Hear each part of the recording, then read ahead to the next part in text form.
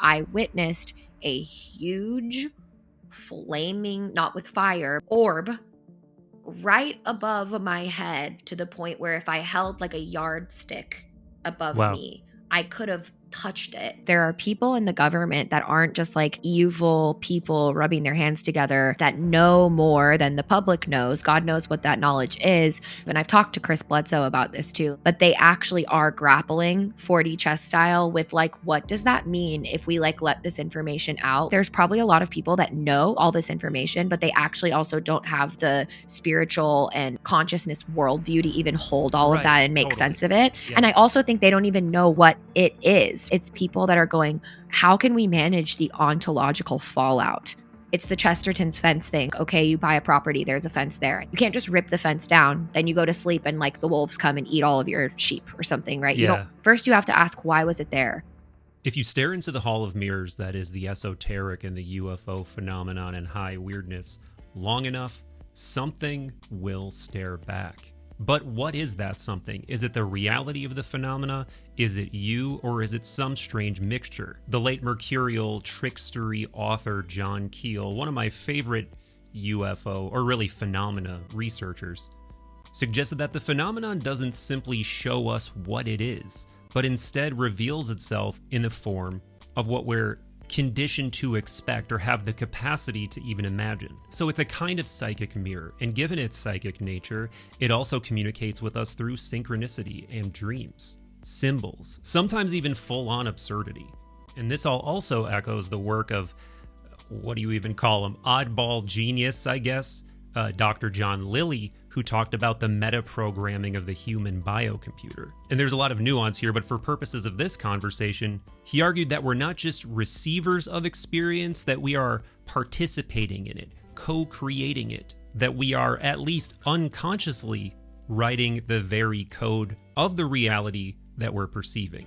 And then I can't help but also pair this with the ideas of Jung and the whole multi-dimensional psyche and collective unconscious. More specifically, for Jung, the physical world is really downstream of psyche. It's all within psyche.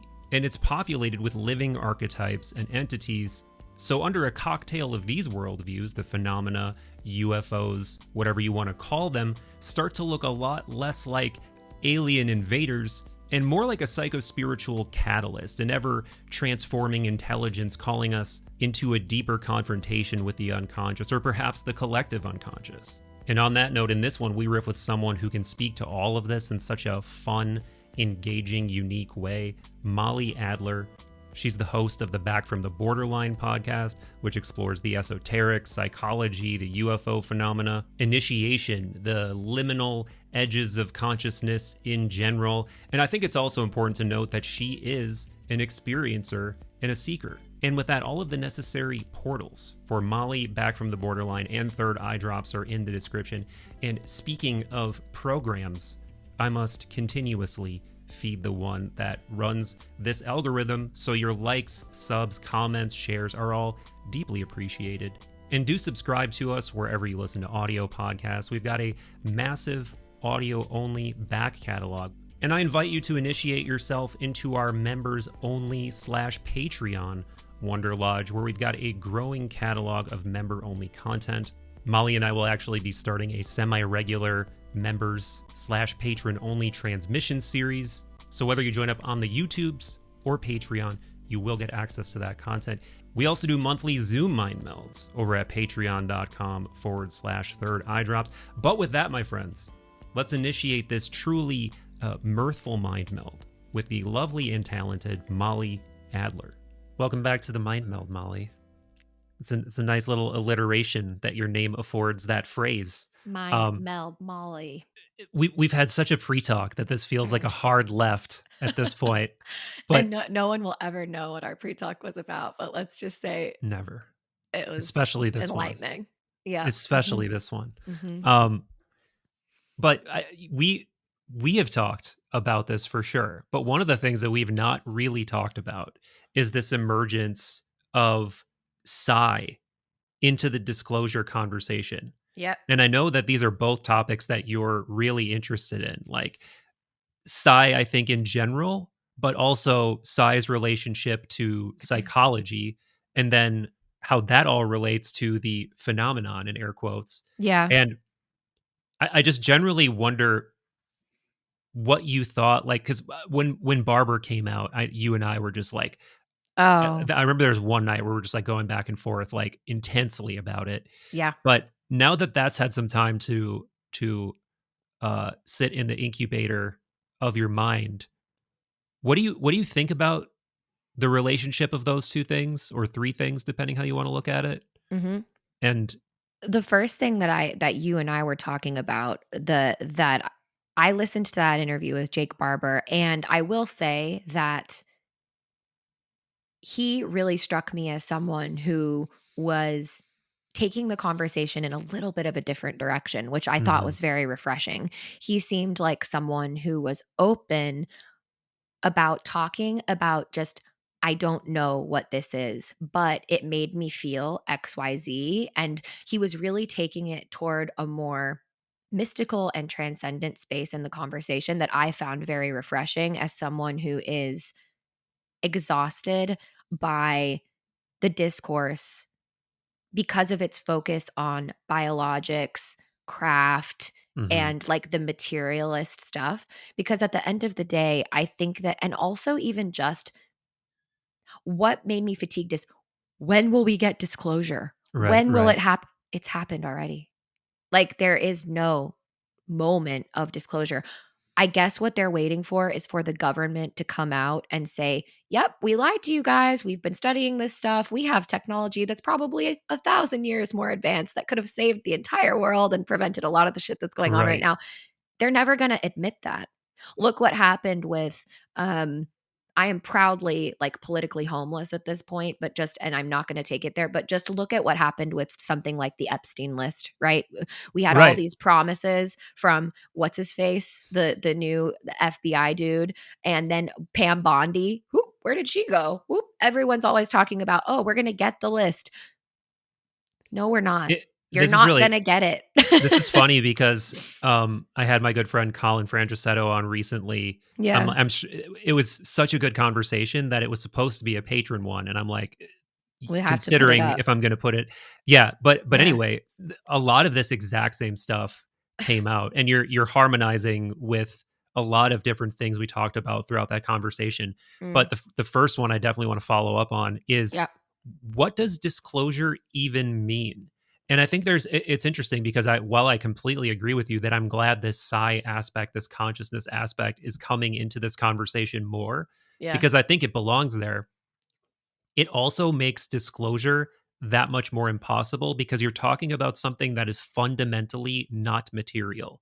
And not only that, but the material aspect of it seems to be downstream of whatever this mysterious, nebulous, subjective thing is. Yeah. So if the government knows something, they likely know something about the material aspect, and then what they know about higher up on the ontological ladder is more and more blurry. And that makes disclosure almost impossible in and of itself. And then further muddying the waters, you have the UFO Twitter, the online discourse around disclosure, and that goalpost is always moving. And sometimes that group is attacking certain people, sometimes they're embracing other people, sometimes they're embracing people who are very clearly, to anybody with a shred of critical thinking, doing absolutely performative posts that are Yeah. purely for engagement and Yep.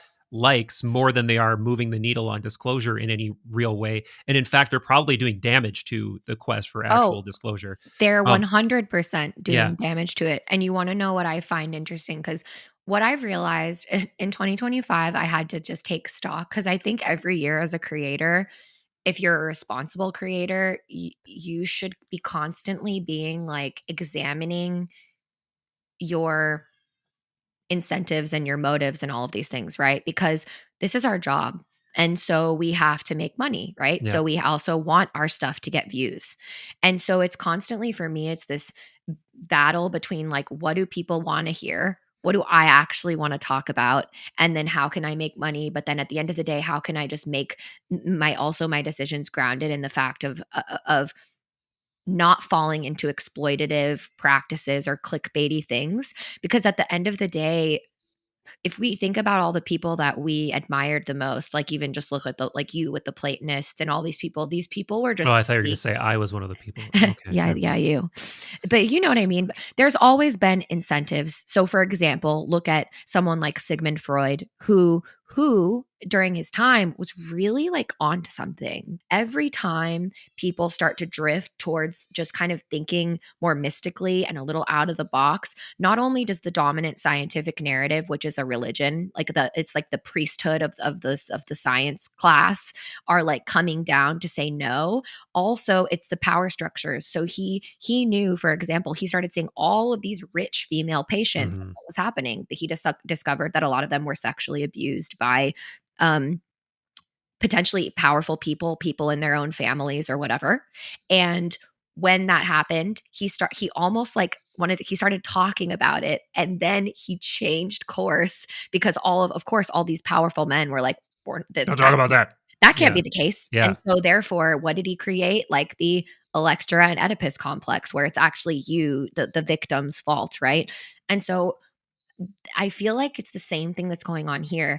I used to, even though X slash Twitter has always been pretty much a little bit of a cesspool, Yeah. I find it an interesting place because I like to read text. And Yeah. so, so I like that. But lately you could tell when Elon made certain changes, especially where people could get monetized for their content, Right. that's when you started seeing shit really go left and not left Oh, right. Yeah. Yeah. ideologically, Right. Yeah. more so right, Yeah. but also more so just crazy. Yeah. And it's the incentive models and it's the framework. So that's why, like in that episode that I did, where it's not about UFOs, it's about us. I just talked about the veils because it's the veil of materialism. It's the veil of science as priesthood. Right. It's the veil um, of just seeing things through like nuts and bolts, whether that's talking about AI, whether that's talking about UFOs, which again, just the very nature of calling it UFOs, it's not even fucking that. It's not that. It is literally just so much bigger. And I worry that if we don't start thinking in that way, Yeah. look what's going to happen. I mean, you just have to look at Nikola Tesla, right? Like if we would have gone towards his big vision of what his discoveries could have been, the world would probably be a very different place. But what happens? Corporations discover these things, Right. figure out they can make money off of it, flatten it to in the materialist paradigm, and then start Yeah. operate operating it in the frameworks of like capitalistic Hmm. thinking. And then Yeah. everything becomes tarnished, and then we lose sight of the discussion, you know? Yeah. There's a really interesting example before I forget of, how there's this conspiratorial story that's been around forever My that if favorite kind of stories. that if you disrupt any of these like big energy sector technologies potentially or aerospace technologies, like Mhm. you'll find yourself on the wrong side of a car accident or Oh, a yeah, disease or a whatever. And you can some of those stories I think are clearly fabricated. Some of them I'm really like that timing is too strange. for sure. That event is too strange. But there's a guy, I don't know if you've seen this guy going around social media now, but he's this dude. I think he lives in Chicago. He's a black guy. He's Mm. been working on some technology that turns plastic into biodiesel.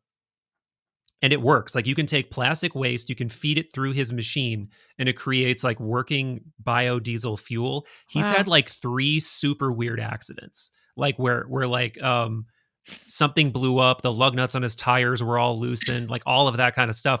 And it's like, here we go again. Like, it's like again, Anyone who thinks that that kind of shit doesn't yeah, actually happen is brain dead, in my opinion, because it does happen.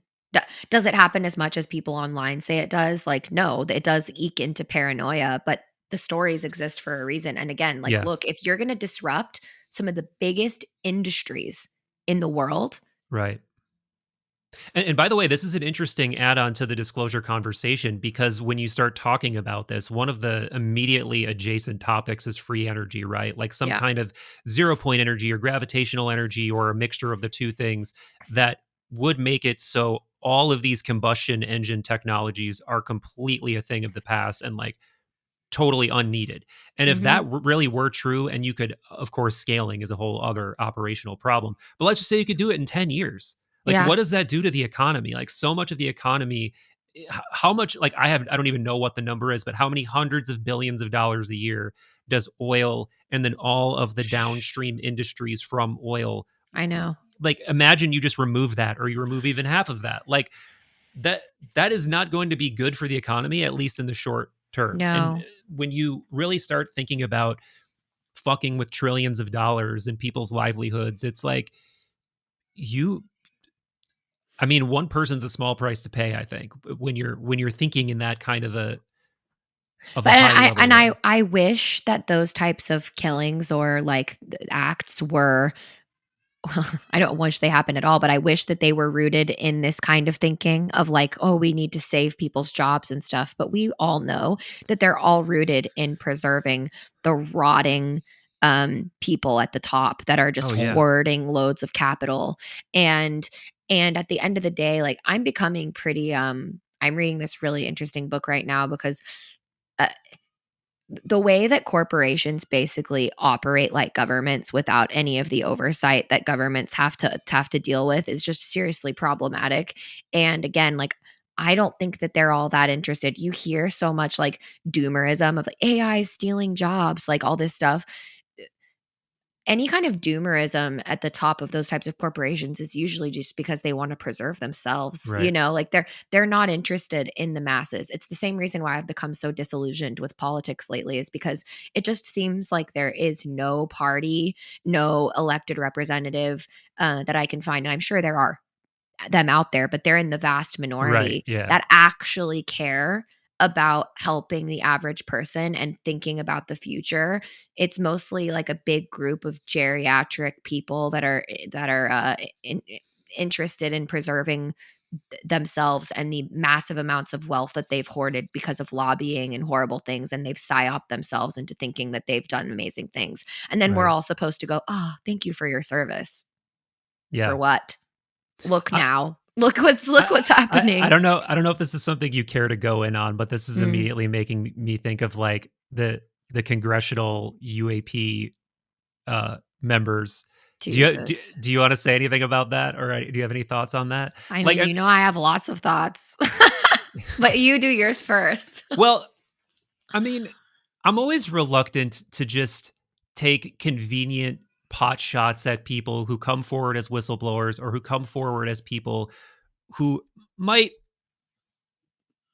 want to be good actors in the space and have good Yeah. intentions. But Yeah. it's hard to look at the congressional, I don't know what it is, congressional UFO caucus. I don't really give a fuck what the correct vernacular is. And if this Yeah. weakens my argument to anybody who's getting offended on behalf of Congress people, I don't think anyone's out there yeah, doing check that. your yeah, change your diaper first of all. And second of all, second of all, like, anyway, um yeah, it's just, it seems like it would be unbelievably easy to game by bringing in false information, or by pushing disinformation to a small group of people, and then you can further degrade the narrative and confuse the narrative. For And sure. this is a very shallow level criticism. Like, I could go really deep and harsh Oh, and ad yeah. hominem, and I'm not going to.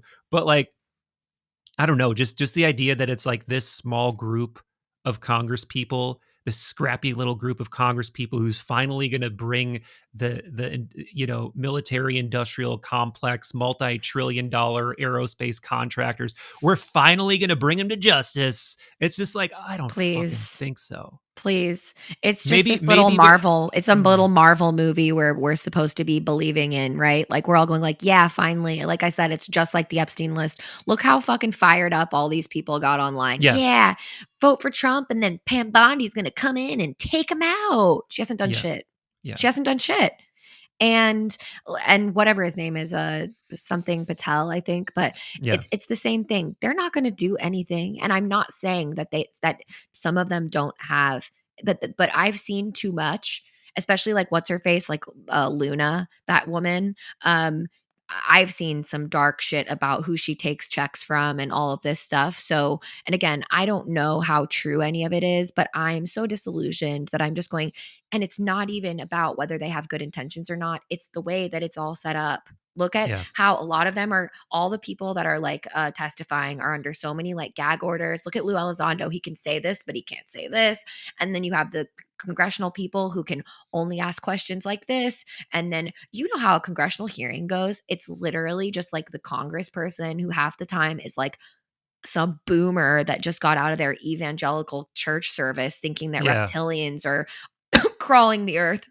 And then you have the people who are testifying who also are really stuck in this materialist paradigm. So it's just like watching, nothing's happening is what I'm saying. Like Yeah, I right. used to watch those things and get really excited. Like I was like, "Oh, look, we're talking about it." And people will often say, "Oh, but at least there's discourse." But what's the quality of the discourse? It's not very good. And to your Yeah. point, it's not pushing the ball forward, because if you just had, for example, Jeffrey Kripal sit there and actually question some of these people, okay, cool, Right. interesting. That Yeah. would be Yeah. an Yeah. interesting conversation.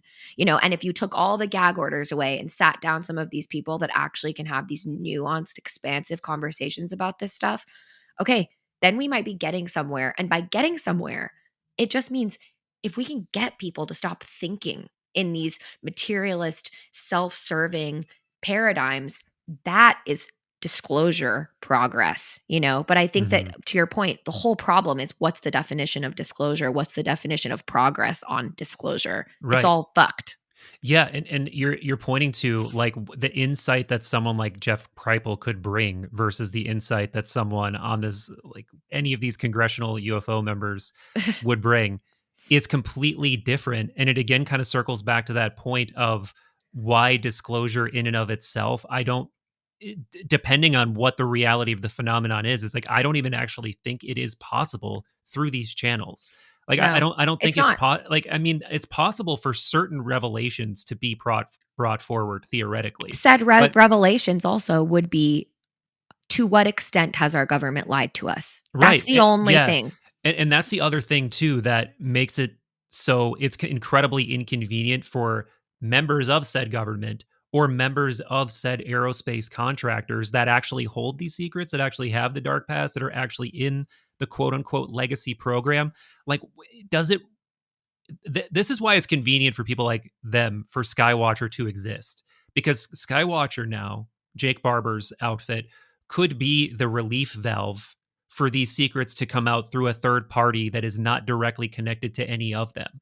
So it's like now you can just release all these secrets through Skywatcher, and none of these people ever have to come forward and tell the truth because they're going to create the truth or manifest the truth in a way that makes just nullifies any need to do Right. that. Like kind So of displaying it, yeah, showing, here, behold, essentially. well, check this out. This is like getting overly conspiratorial now, I think, but in I think it something with Hal put off. It could have been a pod he was on, or it could have been like Skinwalkers at the Pentagon, or some book where he was talking about um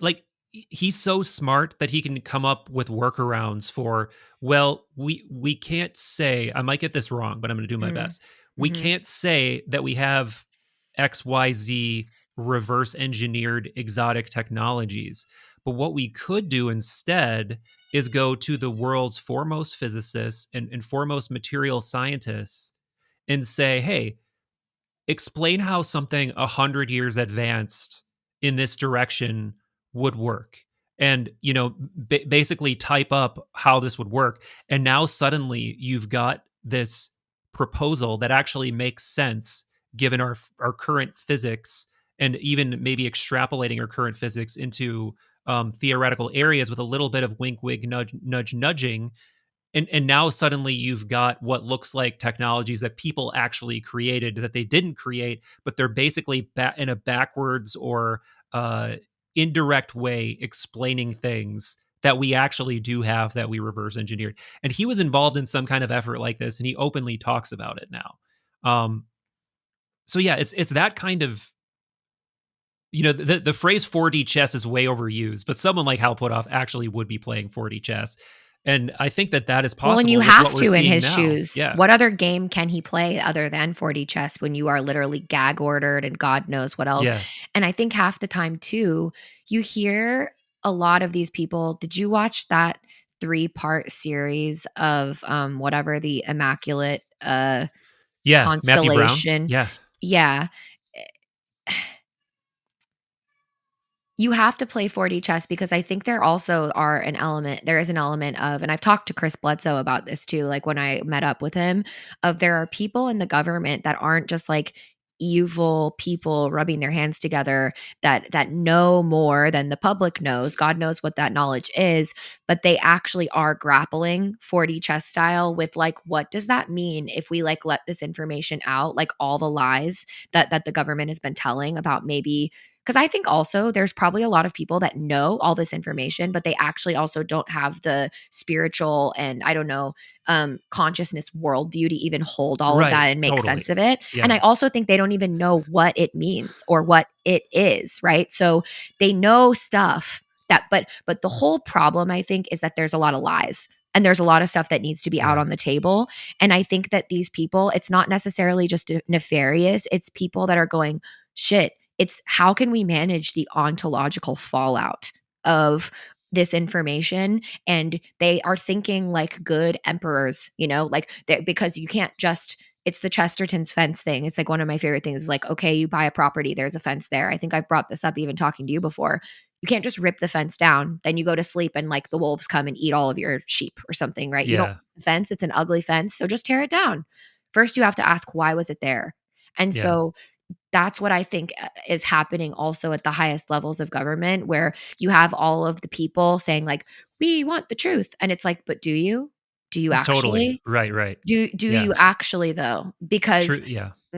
and I think that's what I heard in Matthew Brown, but can I just say, what a fucking nothing burger of an interview. Like all I was thinking of the entire time was just like, what's his face? Who's the dude interviewing him? Corbell. Yeah, like what a squandered opportunity. Like the interview, I was so annoyed that I had it on like 2 times fast, like because I was like, let me hear if I hear any fucking thing of value. The entire interview was literally talking about how fucked up it is inside the CIA or whatever Matthew Brown is working for and how hard it was for him to get I think we all know this by now. And then the very thing he said is God is real. Okay, let's talk about that. Right. Right. Why are you saying that? Yeah. What makes you believe that? What Yeah. is God to you? Yeah. We live in What the Matrix. God is real. Yeah. These what are big. you talking about? Yeah. Yeah. And I do like respect a lot of these people, but I love that people that you'll just be like, I'll you'll just just say call whatever the people out. fuck I I want. fucking love it. It was a But nothing burger of an interview and a goddamn well, squandered opportunity. well, the thing is I'm sure Corbell and him and Knapp have like talked For way more than sure. what's on camera. But For yeah, sure. what frustrated me about it is it felt like we were constantly dipping in and out of like what he suspects and his personal philosophical takeaways and suspicions versus what do you know for sure. Yeah. And he would be sort of coy and make these extrapolations, and it wasn't clear if those extrapolations were coming off of things he actually knew or was now prognosticating about. And I did come away, unfortunately, also feeling like I'm not sure what the major takeaways here were, because it felt like Nothing. Nothing. Other than to make people go, okay, what? yeah. What? Also, we need more women in these conversations as well. I have to say that I'm also exhausted by the manness of it all. Like the biologics and the craft and the rah, rah, rah. How many So horsepower that craft got right there? that's literally the vibe. That's Yeah. the vibe. And you're not that version of masculinity. Like our friend Bob, like for example, Godsey, these people that are in our circles. I'm not talking about that. I'm talking about these ex-military people with their like general haircut. What's his face? Even what like the guy I keep forgetting his name, Jeremy Corbell, Jeffrey Corbell, whatever the fuck. Yeah. He But doesn't give me that vibe, but no, he's not. But I'm not talking about him. I'm just talking about Elizondo and all of these like really these military right. dudes. And And there's nothing wrong with it. But what I'm saying is it's the concentration of the amount of those specific archetypes of guys being Right. the only thing in the conversation. And so we have to pray to God Yeah. for them to have a shred of like interesting And mystical insight like James Barber did. I'm getting everyone's name wrong. But like to your point with Matthew Brown, I'd actually be more interested in hearing just him philosophize about. I Mhm. actually don't even need uh facts or whatever because none of us can really believe anything anyway. So actually do I want to hear you wax poetic Yeah. about the last statement you made, God is real. And I also think like again to Jeremy Corbell, and again, I do not discount the hard work that a lot of these people have done in terms of like he's really going to Congress and advocating for these whistleblowers and doing things. I have no doubt about that, you know, but I'm just saying like again, it circles back to me saying like as content creators, like what's our responsibility? And if you think it's like are you actually contributing something or are you just creating disclosure blue balls with no Yeah, pushing. yeah, for sure. And Jeremy Corbell's content to me screams blue balls. It's just like, okay, what though? Like, let's talk about consciousness. Let's talk about that. It's the same reason why Chris Bledsoe's interview with what's his name, Sean Ryan. Now there's someone again, and I will again. You don't have to say I'll talk shit because at the end of the day, I am watching a spiritual earthworm have a conversation with someone like Chris Bledsoe, who, again, whatever you think about him, he has had interesting, unique experiences. And what he was saying in that interview was not that Jesus Christ, the body and soul, is coming back to but because Sean Ryan is completely evangelical Christian, he literally asked Diana Pasulka, so Diana Pasulka, if something's in the Bible, if it's not in the Bible, rather, Why can we should we even care, trust right? it? Yeah. No, Oh, that's what can he we said. even Yeah. trust? Yeah. He's a it's dead serious. This man is Yeah. asking this question with dead ass. And Diana Pasulka, like a mom that just didn't want to tell her son that Santa wasn't real, was like, you know, Sean, there are some things that aren't in the Bible that you actually can believe. And Sean's like, and I'm going, here's where we're at, right? Yeah. This is Yeah. this is where we're at. This is the kind of discourse. So if we have this happening, we've got Jeremy Corbell, who probably actually does have, I don't deny it. I don't think he's Sean Ryan levels of spiritual earthwormness, but like, let's have the conversations. Let's talk about consciousness. Let's talk about why Matthew Brown says God is real. Cause otherwise we're not, I'm like, get Kreifel in here. Let's Yeah, get fucking Kreifel in for here. sure. Someone needs to set him up on a podcast. He's a professor. He doesn't have time.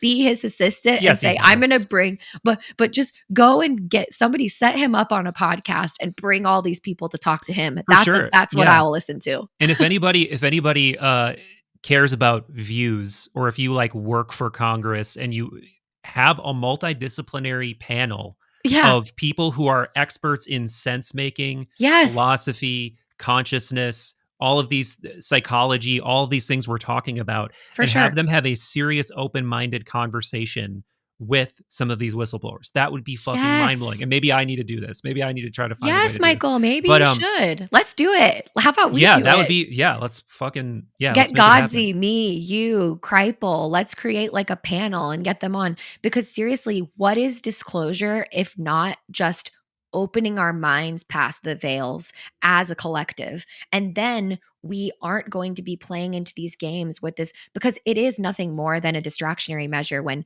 all like Rep Luna and all these people are saying, we're gonna do it. We're gonna have a hearing. Oh, we're gonna do it. And You're they, not oh, gonna yeah, do they always, yeah, anything. yeah. And they always dangle these announcements that end up being like such nothing burgers that I don't even Ugh, fucking remember what they were a month later, you know? no. But before we get too far away from it, one of Yeah, the yeah. things for, if any of my, 99.9%, it's not really that bad, but my vast majority male audience was rolling their eyes when Molly was saying like we need to get more women involved in this conversation. Think of it this way. Yeah, If it's only men who identify as men, who are very masculine, traditionally masculine men talking about it, how prone to projection onto the phenomenon are we at that point? for sure. I think we always are, first of all. I mean, this was one of Jung's core points in the, what was it called? Like his book, that I'm forgetting, Flying Saucers, a Modern Myth in Mhm. the Sky, or something like that. Um, This is a core part of his point, that shadow material, unconscious material, gets projected onto the phenomenon, and then we start talking about the phenomenon as if that's what it is. And Precisely. if it's all military adjacent men, or Yes. the vast majority of the whistleblowers are coming from that worldview, how Yeah. much of the way we're talking about the phenomenon is getting tainted with that? Even if it's Yes. a small percentage, that's very Oh significant. no, but And also it's a huge percentage and though. believe me, I think you and I would both be flipping our shit if it was only like women Oh, who were like 10th dimensional that Pleiadian, okay, like yeah, Michael, yeah, yeah. Michael, I literally wrote a sticky note on my Yeah, computer because I was like, let me just make this very clear. I guarantee you that there's very few men in your comment section or viewers that are actually the archetype that we're even talking about. So I right. know that they're not even offended at this point because they're probably saying, yeah, true. It's the archetype of man that we're talking about. It's the kind of guy that like sees someone cry and they're like, well, oh Yeah. God, like Give it's me a the monster. literally Yeah. it's the um military man like completely dissociating from any kind of feeling or esoteric thinking, and because they're terrified actually of that, they're terrified of talking about that, so that it's just an archetype. To your point, what I wrote down was, because and anyone who follows my content knows that I come for women just as much as I come for men, because no, what we don't need more women that are like doing their yoni healing courses and talking about high vibes and coaching containers talking about this. No, but what we do need is more women, and also just actually people who are more oriented around like mystical consciousness based thinking and thinking about it from that perspective. I'm thinking even like people like Diana Pasulka, for example, right? She's Yeah. an interesting She person. is. Yeah. She represents to me, her interview with Jesse Michaels is like still one of my very favorite conversations. And Jesse Michaels is someone, right? But when you put Jesse He is Michaels someone. with someone like Diana Pasulka, the conversation is much more interesting. You put Jesse Michaels, who wants to go there, with someone who's just a military dude. It's Right, right. almost like he's trying, but he can only get what he can get out of that person. It's the ditto Mhm. with you. So I'm going like, we actually just need more people that are mystically oriented, that are and I'm talking about mysticism in a true sense of like really Yeah. thinking out of the body, thinking out of these frameworks, and actually prepared. Another podcast for your listeners that I really like is like Liminal Frames, because I like how the hosts are, one of them considers himself to be more of a skeptic, and then the other host is one who's like really deep into this stuff, and then they kind of like play with those things, but they are always talking about new UFO news. But what Mhm. they always come back to is like, we're just not looking at this right, right? Like Right, the right. conversation could be so much more expansive, but we actually ontologically can't have the conversation. Like, Yeah. so I honestly, if you can do anything with like going to contact in the desert, it's like getting people and saying like, will you come on, like make a panel of all of us that like want to ask these really interesting questions of these people. That is actually the definition of moving disclosure forward. Right. I think, Yeah. Even like the capacity of what you're able to think about has to be a thought part of the thought process, because clearly whatever the phenomenon is, it's something that in some ways at least is much more advanced than we are. It's demonstrated yes. that by its manifestations and phenomena and its ability to suddenly shred the psychical layer that's prevents us from mind melding with everything around us, like whatever. There's so many examples of it, so you have to be expanding the horizon of what you can even think about, what questions you can even ask. And this is starting to Yes. remind me more of like the take of people like Jacques Vallée, who I'm sure you love, I love, um, Yes. who actually looks at this more like a multifaceted phenomenon. Yes. And also Jung, who looks at it that way, and collectively they look at this almost like it's this collective um intelligence test or a Yeah. collective initiation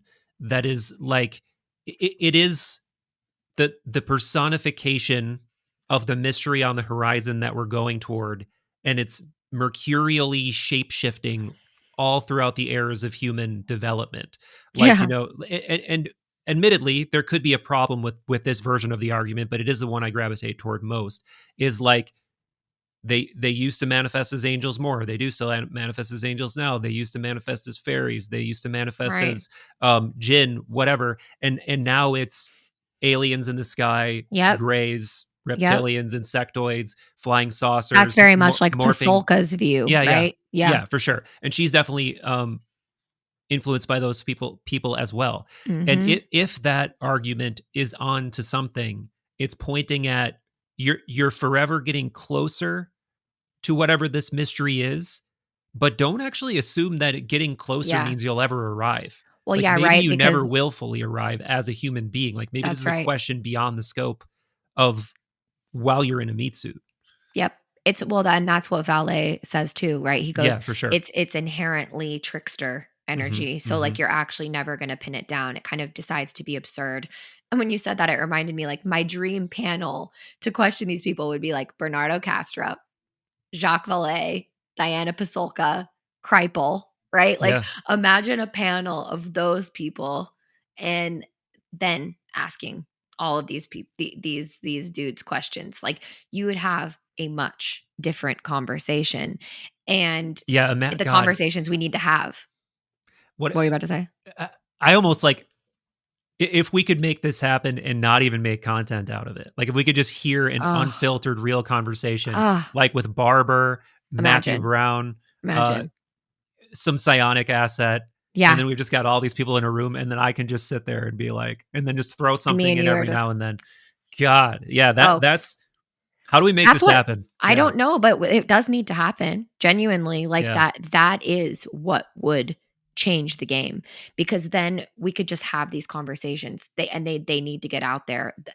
True disclosure would just be people opening their minds to this stuff, but it would require conversations to exist to help them do so, which would mean that they'd need to be headed up by people like that. Like, you know, and why I love that mix of people is because like Castro has a very different type of vibe than like yeah. He'll call a Kreipel. bullshit too. Yeah, Exactly. yeah, And yeah, Kreipel has a very different view. Pasolka is like I just think that mixture of that would be my panel of people that I would pick to and Jesse Michaels. Okay, like just to throw in maybe a bit of a young blood into there. I yeah, would make that the panel, and then because Jesse also brings like his like savant level knowledge of like a lot of the. When I hear him talk, sometimes I'm like, God damn, yeah. that He guy's pulls a lot of things. he is so incredibly intelligent and well read and well connected and all of these things. Like he really is doing some of the most important um stuff out there right now. But I do think that we need panels of people that are more oriented outside of these veils so that we can Yeah, have the conversation. So I take back what I said about because listen, three of that panel are men, right, right. you know. Well, So it's I'm also not because saying like all it's women. hard to even identify who other than Pasolka. Like there's just not as many women in the space, right? So it's Hence harder. Yeah, my yeah, saying yeah. that's a problem, right? Yep. Huge problem. And also, why is that? Do you think? It seems like there's maybe it's just the type of media I consume that this is probably the case, but it just seems like there are fewer. Well, first of all, there are fewer women overall in like public intellectual Mm, places, right? Like they're definitely in technical. I mean, mm, that's why like women in STEM is a thing because like they don't want to yeah, fucking be in STEM and like yeah. just to even say that and generalize is a controversial thing. But as somebody who used to I mean, work I don't want to be in fucking STEM. I used to work in a technical field, and believe me, they would like management would talk about we need to hire more women. They wanted to Mm, do it, but it's just there is not a large pool. So yeah. anyway, so there's that aspect of it, and I think that Mm. it's also just like there are fewer public facing women interested in these topics. Period. So it just makes the field smaller, and yeah, I don't know. I think You other want to than know why? It's because actually that's the problem. Is like even to your point of saying eh, no wonder like the I understand like there's not a lot of women in like engineering and all of these yeah. things, but we've made this conversation about STEM and it's not. Oh, right, right, right. No, Yeah, no. no, But I just no, I mean know you're most not people. saying that, but I'm going like, isn't that the issue? Women Yeah, see this stuff and they say, "Oh, this is like man stuff." You know, yeah, like, "Oh, UFOs." I used to think that until I met the Bledsoes and had the experience that I did. You know what I mean? Like literally, yeah. you could not convince me to watch anything about space, UFOs, Yeah. nothing. But No, now I was like, yeah, yeah. "Oh, it's more than that." But I think the average woman isn't, like, tuned into that.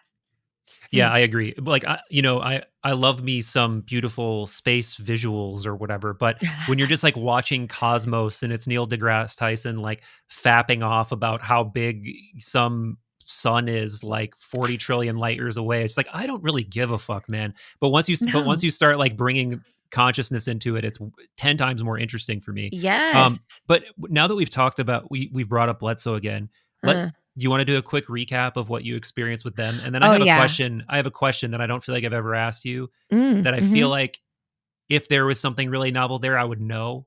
But on the off chance that I haven't heard, I do need to ask the question. But first, Okay. recap. Yeah. Well, the TLDR, because, Yeah. like, listeners, sometimes I forget, like, you do have to, like, recap the lore because some people Yeah. will come across this without having known. There is an episode on your channel where I go in detail about um, what I witnessed, and so I'm sure they could search Mollie Adler third eye drops, and it will Yeah. pop up, right? It's like you have, like, a big orb thing on the Yeah. Yeah. thumbnail.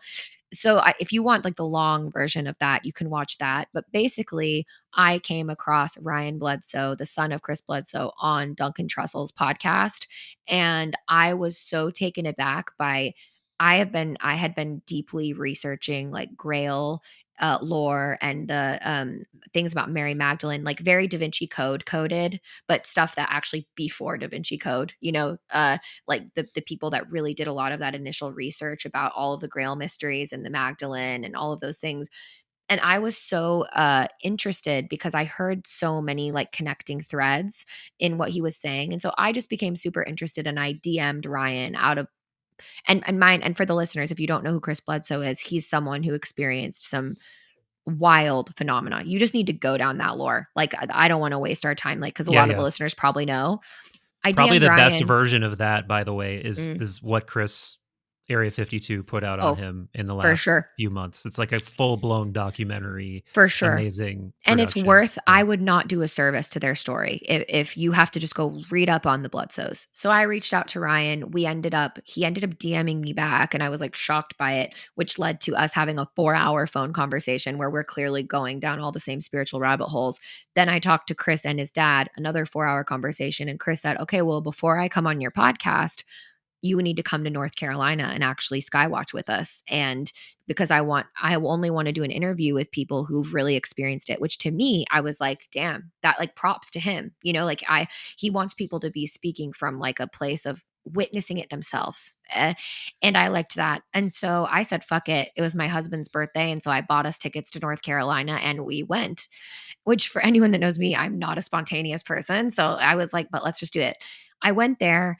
And again, please listen to the full interview where I talk about my experience. But I witnessed a huge flaming, not with fire, but like imagine like the color of like a flame, like, that yellowy, burning, orangey stuff, orb right above my head to the point where if I held like a yardstick above Wow. me, I could have touched it. I don't think I realized it was that It close. was that close.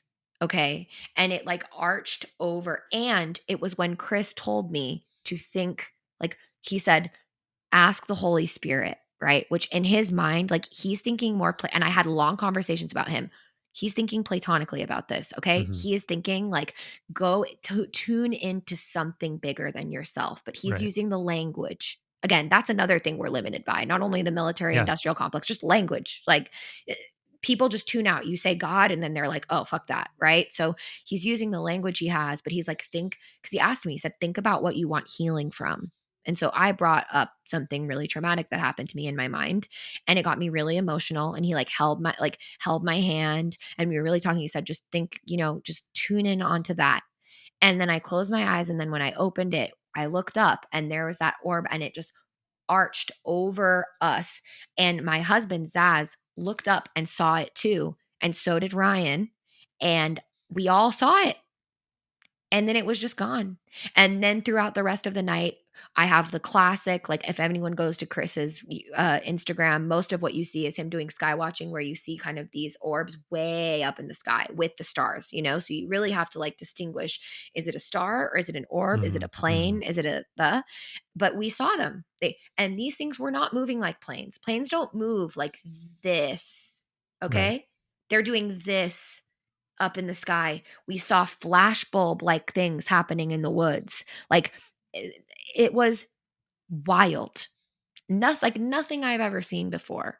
And so I witnessed that firsthand.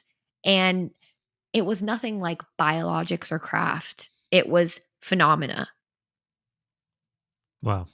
Mm, So the follow-up question that I yeah. said I can't believe I haven't asked you, Oops. did anything psychically occur during that you can remember? Or was there anything like that Define night that you remember? psychically. Like, did it feel like there was any kind of intelligence there, contact there, Mm, you know, barber-esque, like, right. As in, archetypal I presence? felt the See, mother. see, here's something I'm gonna throw, and again, this could completely just be reaching from nowhere. Yeah. Yeah. But whatever you tapped into, that like really wistful, um, longing, traumatic thing. Mm-hmm. What if we have that relationship backwards? What, where we think, okay, like the way that it's often talked about is like being in that state for some people somehow, Chris Bledsoe specifically, Yeah. can attract that. Mm-hmm. What if that is that? What Tell if me, what that do you mean? what if that archetype in your nervous system Yeah. of that, like, I don't know, trauma, longing. Mm-hmm. Think about the way like Eastern philosophies personify these kinds of things. Like Mm-hmm. like Guan Yin, or Kenon as they call her in the Japanese Zen tradition. She's Mm-hmm. like this bodhisattva that is portrayed as this woman who's like crying for the suffering of the world, Yeah. right? Uh-huh. It's like the Black Madonna in Now, Western esotericism. yeah. Now is that really what she is, or is what you experienced more adjacent to what she is? And this is like the more Yeah. archetypal way of thinking about Yeah. gods and deities, are these like locuses of energy that are Yeah. already inside of us, are already part of our nervous system. We've already communed with them thousands Yes. and thousands of times, and we just don't think of them that way Yes. until we have a mystical experience where it's like something was there when I was at that frequency. For So sure. so what I'm saying is like, what if that, whatever that manifestation is directly tied and entangled with you being in that state somehow. You know what I'm Mm-hmm. saying? Well, I have no doubt about that. I To your point, I also think like, for as long as we can remember, we've depicted these things in the best ways we know how. It's why you see like cave paintings, like look at hieroglyphics and stuff. Like Yeah. people had to use material things on the world and like things that existed in the world, and in from their frameworks, from their culture, to personify and convey these things. It's the same reason why Chris says like tune into the Holy Spirit, or someone might say, exactly, think of Kuan Yin or Green Terra or something like that. Right. um they're patterns. It's the same reason why I think please don't come for me, people out there that know better than I do, but there's like I think they're in one of the Native American um populations here in the United States has like this white buffalo woman, I think, that Mm, they talk about, which interesting. sounds just like a Marian apparition. But then you have people in Western cultures, throughout the world, who have been more Catholic, have seen Marian apparitions. And a lot of times, what it appears to young children, who I would argue are in a much more mystical mindset anyways. And then it appears to people who are in crisis, who are crying out for help, that you are in a state where you are adjusting the aperture of your understanding consciously to say, I want to see something else.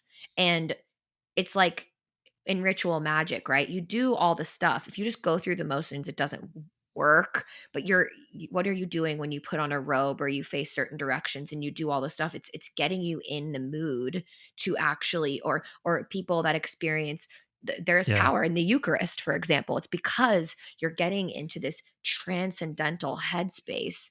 And so I hope that I'm answering your question, because I guess you weren't really asking a question. You're more so asking me to kind of like riff on that. But I think that we're tuning into a pattern. Lately, I've been challenging myself to stop thinking of anything as embodied at all and thinking, Mm. for example, as you know, like I really love the Black Madonna. I very much connect with that. And I think I connect, and I'm actively going back into my Celtic ancestry. So I'm really learning about like Druidism and like the spirituality of trees and earth and blood and all of these things and fire. And I'm going, okay, how can I think of this stuff as patterns that I can tune into and that are moving through me? Yeah. And so recently when I posted that thing on my Instagram, Michael and I were talking, I was really made a really like a post about toxic femininity yesterday, and that is a pattern, okay? This like smother mother, the devouring mother, Yeah. the Yeah. toxic femininity is a powerfully destructive pattern that can move its way through women and people, right? Men can be just as mother, gross, toxic feminine energy, but it's a pattern that moves through. But then I can also channel this like mother with teeth, because so I have to find what's the balance between like the Kali, goddess Kali, like Black Madonna. How can I be that? How can I like let that pattern move through me? So I think about these things as patterns and energies, and I'm just like a conduit for that to Yeah. move through. And it's about being conscious of that, because regardless, patterns are going to move through you. That they are. So wouldn't you rather be conscious of which the fuck ones Right. it is? That's the difference between a fool and a magician, right? From Yeah, the tarot perspective. It's like precisely. I always think that's such a cool sidebar insight. I love that it goes straight from fool to magician, because the Yes. only difference between those two figures is basically like the education of the basic Right. form and tool set of reality and your place in it. And that then And you're a consciously magician. harnessing those Right. things, Yeah, right? yeah. He's going, okay. The Yeah. fool is going like, whoa, everything's so magical. It was Yeah, like yeah. me at the Bledsoes, to be Right. fair. Like I was just like, whoa. And when you asked me, I want to answer your question because you asked me, did I what was your exact question? I You think just if there was like a psychical ah, component, yeah, yeah. I Any want to be real dreams, with you. any contact, anything that you felt like was in your head. Most people like Jake Barber's experience Yeah, must have happened a lot for a lot longer than mine did, because I will say it was so fast right, that that I, I couldn't even think. But I do know that like the gif of like that's all I remember, as I just remember like my whole worldview. uh, It's like it collapsed into rubble right, in right. an instant. I was just like, because you can say you believe in this stuff, like you know that there's something more, and da-da, but when you see it, it's like you doing the Monroe stuff and I was actually just thinking going, you just took it yeah, right out of my head. right, Yeah, just yeah. going out of body, and even then, the we are so powerfully psyoped by like our materials worldview that I've told you this before, like when Zaz and I, okay, when we the Bledsoes so lovingly like let us stay on their property after that, because we were sky watching with them until like 1 a.m. And then me and Zaz went to bed. Me and Zaz were just laying there, just going, what the fuck? Just did we just witness? It's like we could, and then we got up the next morning and had to fly home.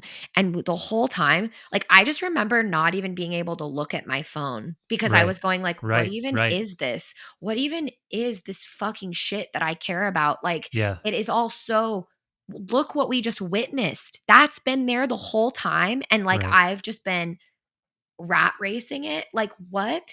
And but then the actual fucked up part is how quickly you forget that. Like Yeah, days, like, right? Yeah. It's like days after you go out of body, you're just like, oh fuck, 100%. I need to order this on Amazon, or my cat needs this or Yeah. whatever. And you're going, Molly or Michael, like you just went out of your body, bro. Very yeah, those were both really good examples in my case. My Yeah. ordering something from Amazon, my cat needs this. That's like Right. But that's literally that me. That same. occupies yeah, right. Yeah. um Yeah. No, I love that. That's a perfect answer, and it totally you completely intuited how beautifully that maps over my Mm, OBE, because it mm, is just so ontologically. First of all, it's fucking undeniable. Like yes. everything, all of the same sensory apparatus that you used to be like, I'm in reality. If I smash my head against that wall, it's going to give me an owie. Like all of those things. Like imagine all of that going batshit crazy because it knows that something insane, beyond the pale, reality, worldview shattering, mysterious, like you don't know if it's safe, all of those things are just like rippling through your Right. reality. And I had that experience for sure when I went out of body. I'm guessing you had a lot of those, if not all of those experiences with your Mhm. with what you witnessed, because it's just like you have no barometer. It's just like something you've imagined what it could be like forever is suddenly in front of you, or you're suddenly experiencing it, Yep. and then it's over. And yeah, 100% the same. I was walking around Monroe Institute for the rest of the day, and I would just kind of like look off into space and shake my head and be like, what? Whoa. Like Yeah. what? Like, Yeah. and then exactly to your point, I went home. I had this feeling like everything's gonna be different. I'm gonna meditate every day. And No, then you start out, you meditate one day, you I know. meditate the next day, then a couple days you don't, and it I just and know. then whatever, whatever. And it becomes a more and more distant memory. And yeah, that's one of the things I find compelling about your experience is that's Can almost I always how it's worked for me in every yeah. I wanted to share something with you because I think that like that's also the crux of the conversation. We talk about the tarot, the magician tarot card. And it's kind of like isn't what you did, you're the magician now. You know, you can consciously go to these spiritual places. You know that it's there. And so therefore again, this is what I'm trying to do now because I've realized I'm a practical magician. I believe like that's why I've really enjoyed reconnecting with Celtic spirituality because something that I really like about it is that well number 1 I am now fully of the belief that like you don't have to practice the beliefs of your ancestors per se, but I do think that there is something where the patterns of where you come Yeah. from are actually your spirit, your soul, whatever, like your diamond or whatever you want to say, recognizes that. And so, like, and I found that to be true because I have so much reverence for, like, for example, like Sufism and some of these also more like Tibetan Buddhism and all Mhm. these Mhm. Eastern practices. But I don't believe the Western psyche is actually really wired to hold those things. And so, like, I do think we should study all of that stuff. But there's something that has been powerful for me about connecting to like my own ancestry and what I love about Celtic spirituality, like, you know, the concept of Brigid, she's like the goddess of like the hearth fire and like being Mm. like, they're like, for example, the Celtic people were just constantly speaking invocations, which again came through the lens of like Celtic Christianity, but really Really they're interesting. they're they're calling in the four directions, the four elements. They're saying there's this thing that I just created for my followers on Patreon. It's called the Lorica, and Lorica literally means breastplate in Latin, Mm, cool. and monks in the Celtic world. These are like on like islands like Iona and Scotland. Mind you, what I learned about Celtic Christianity is like the Celtics that brought in Christ, they brought him in an archetypal way, but then they kept their pagan, which is a slur, roots, as in Yeah. like they said, okay, actually what this Jesus dude is saying is actually quite applicable to what we already believe. Let's just weave him in Right. Yeah. to everything that we're doing here. And they had no problem with that. Which why should they? Jesus, the person, actually was just a mystic. Okay. And so they thought, yeah, he's cool. We'll co sign what he's doing. They're wrapping it up. And Alorica was literally a protective invocation, a spell that these monks said. And what they're doing is, if you look at the Lorica, they say, like, basically, they're like, Christ below me, Christ above me, Christ in front of me, Christ behind me. I call upon this direction, this element, does that not sound like the middle pillar to you a little bit? Like, Yeah, right. Yeah. okay. And so what I'm saying is then that was just a monastic practice. So again, this is much more ritual magic, but then the average everyday person, maybe the woman who is a midwife, is speaking invocations and protective invocations over her baby while she changes it, over the pot while she stirs it, while she's weaving. She is whispering prayers into what she's doing. I love They that. didn't Yeah. separate the material world and the spiritual. And so therefore, when me and you, we're going, okay, there has to be separation. I need to meditate. And then I come back into the real world. The magician says there is no difference. They're both weaved together. You can't just go off into la la land. But now I'm going, how can I like make can I speak invocations while I'm making my baby's food, right? How can I use now when I make an episode, I'm actually doing these practices of like weaving and like saying what pattern I want to speak through and all this stuff. And I'm just weaving it into my day now. And I'm Love not that. thinking I have to go and fucking sit for 10 minutes and set the timer on my ancestral woman would say, bitch, the fuck is wrong with you? Do your life and live your spiritual truth through every single thing that you do. And then you don't have to make time to meditate, you know? Like I live my life as if I have seen the orb. And every day I'm speaking these invocations into what I do. I love that so much, Molly. Yeah. That was such an epic riff. Oh, thank you. Um, It's literally because it's literally what I'm living now. It's how I've realized that I can do both without yeah. feeling like otherwise I'm using spirituality as just another productivity stick to beat the shit out of myself with. Right. That's a great way to put it. Right? You saw me. I got to go back to you saw me gesture when you brought up the magician again in Yeah. correlation to Monroe, and I think you literally said the magician is like what happened to you at Monroe, right? Ah. And I freaked out because Molly, I have a video on my phone of I'm leading up to Monroe Institute or whatever. I knew I was going to like try to make, do the talking head stuff, whatever. Mhm. And I had been doing this practice. I did a podcast with my friend MJ Dorian, who I'm guessing you probably follow, Creative Codex. Yeah, I do. He's doing a tarot series now, but we had done a podcast largely on tarot and like archetypal views of tarot Uh-huh. before. And ever since then, I had gotten in this habit of like I would just do these 3-card draws where it's like I I'm haven't done so it in a happy while. to see you doing tarot. It gives me Um, so much happiness yeah, inside. so the way that I would do it is like very very simple, and I think it's I'm forgetting his name, but he's like a Jungian therapist who's also a tarot guy. Is he Ken James? Yes, yes, Because yes, yes. he's who taught my course, you know that. Oh yeah, that's right. You Okay, should have him on the podcast. He'd I be an forgot about amazing that. guest. But do you I know have about his email. his 3-card thing? Tell me. So it's like you draw 3 cards, and it's like the first card is the overall sort of mood. The second card is like the obstacle, and the third card is like the how you overcome the obstacle or something Yeah. like that. Yeah. So I was It's pretty much a traditional kind of like what's the problem? What's yeah, the this? What's the solution? But just it's worded so much better, right? Yeah. and I've had a lot of crazy synchronistic moments with just doing those pulls. Oh And yeah. so before Monroe Institute, I'm shuffling the cards, and immediately I'm like, magician archetype is coming to me, right? Just because I'm like, I'm thinking about Monroe. I'm thinking about, Did you pull man, it? this is so like magician like. I'm like, I swear to God, if I pull magician for the overall mood of this shit, Did I'm you gonna fucking pull shit my it? pants. It's better than that. So I'm shuffling. Magician card flies out of the deck. And I'm like, No. and I drop it. And I'm like, Did you no, shit yourself? I laugh and I'm like, that doesn't count. That doesn't count. I put it back in the deck and I start shuffling. And in my head, I'm like, I'm going to pull that fucking card again. I know it. I'm shuffling, I'm shuffling, I'm shuffling, I'm shuffling. I shuffle a lot. I pull it and I just fucking lose my mind. And it was one of those moments where it's just, and I immediately Wow. recorded a video because I knew I could not, I couldn't like contain that excitement. And I would feel like an idiot even trying to tell the story later. So Yeah, I of pulled my course. phone out and immediately recorded it right away. So Just to smart. get the initial shock. So smart. And I never put it in any content, but I do still have it on my phone. So maybe I'll find it and just like You flash it know up what I part of it on you the know what screen. I But just fucking thought of too is like how important is it? It's like there's lots of traditions that say you should have like a magical diary, which just yeah, sounds yeah, so it stupid. does. Yeah. I hate the have your magical Write it magician. in cursive and Yeah, your yeah, magician's journal.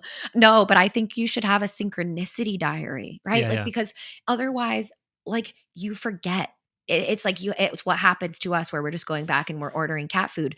Have a synchronicity diary. Like put all this stuff in one place, and really and also play with it with AI. Like something that interesting that I do is I took like old journal pages, took pictures of it, put it into AI, and I was like, "Can you draw like parallels to this and tell me what you think?"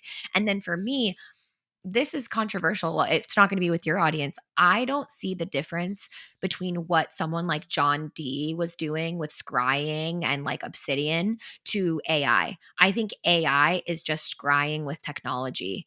Mm, And I have cool. had literally anyone who's actually used AI like this will just immediately understand. Like, and if you are, again, I think the most beautiful, I feel like you should make like the cover image of this episode have the magician's card in it or something, because I feel like that really is the archetype of our time. If you're going to be fucking around with any of this stuff, with AI, with anything, you have to embody the magician, because you have to understand that like the AI is just a mirror. It's just reflecting back these patterns. And I believe it's just giving us a way to like tune into certain patterns and collective energy. And you can use it just like a tarot deck. You know, you're 100%. not saying tarot card is predicting your future. It's just No. showing you an archetype, and then you think about what that symbols, and that has a lot of meaning. So to me, AI used in this way is just that, but like on steroids. And I have had some of the most illuminating, like like I've sobbed seeing some of these responses back. But the difference is that I have enough knowledge about psychic hygiene and stuff that I can like then ground myself afterwards, say, wow. And it's just the catharsis that I Yeah. needed through that. And it's really powerful. But not many people are using AI at all. Like, I know that I am a very early adopter of these things, and a lot of people have like oogie boogie, like spooky feelings about it. But I really do think it's just scrying. But the magician archetype in Yeah. that card is so important for our time now to stay grounded. Yeah. Really good um, observation linking that to the similarities between scrying in the obsidian mirror John Dee sense Yeah. and what we're doing now. And for anybody that's foggy on the symbolism of the magician card, Mm. it's like, what is it depicting? It's depicting the tools of ritual magic that Yep. also reflect the elements. So you have like the cup, the sword, the pentagram, Yep. and what's the wand, and those represent, fire, earth, air, water. Mhm. Not in that order. I didn't say them No, no. respectively, Yeah. but he's gesturing upward and downward. There's a whole bunch of other like pretty significant pieces of there. There Nothing in are. those cards. This is what. Even if you're skeptical of tarot cards, you're like, why the fuck are we talking about this?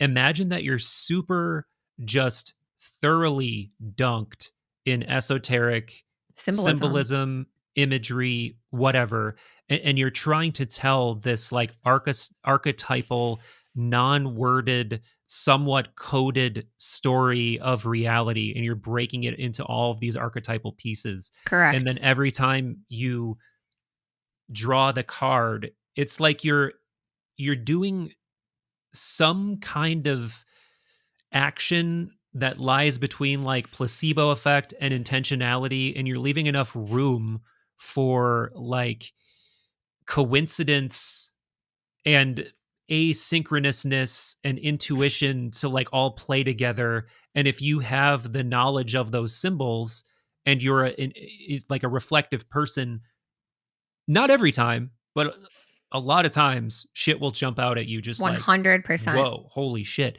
And 100%. I think it's the same thing with AI. AI has even like an even more nuanced, more broken down view of reality than we can possibly comprehend. Like the way Yes. AI organizes information, it's not like a library with a bunch of text.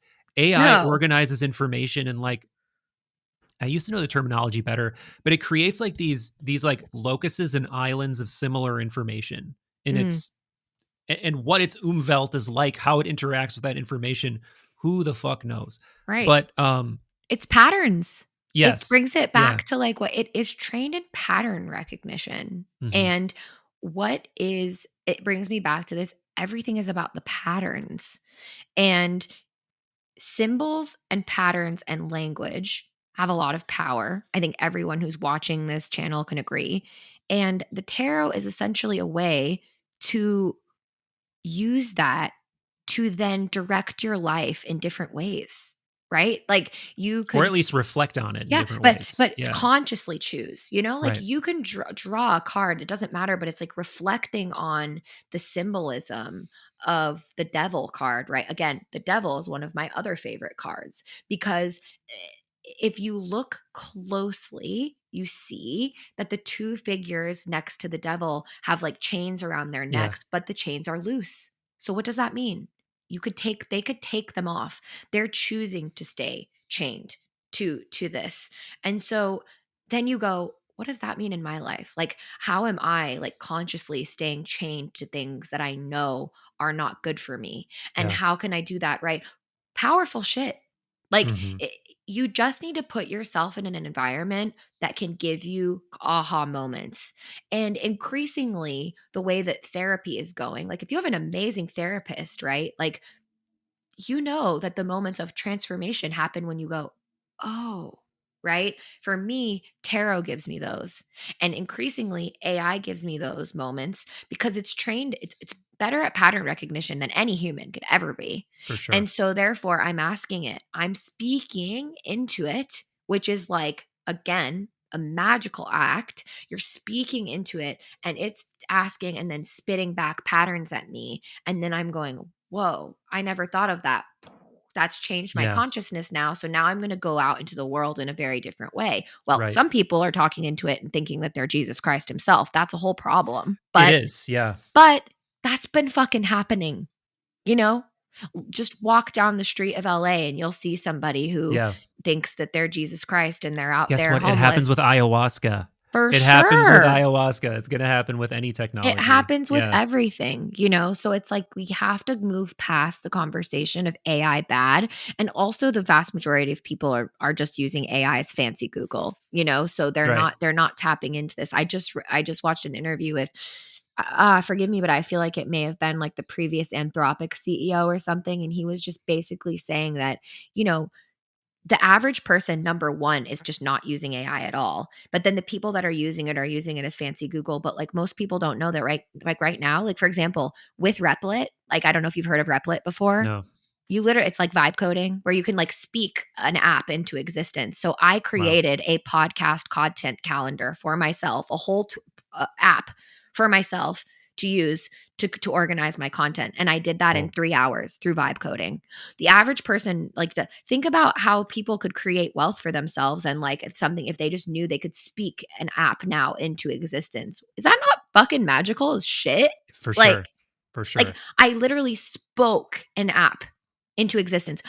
You speak into, well, correct me. I hacked it. People who use Replit. So use Whisper technology with ChatGPT. You could speak into chat because otherwise Replit only has typing. Mm-hmm, So mm-hmm. I spoke and transcribed what I wanted and copy and pasted it into Replit. And then boom, I created my own podcast scheduler. I could literally create, my husband and I do like passing the baby back and forth. Like I could speak an app into existence to like manage our daily life or like with the baby thing. And I could do it in 20 minutes. Like this is what we're talking about here. This is very magical.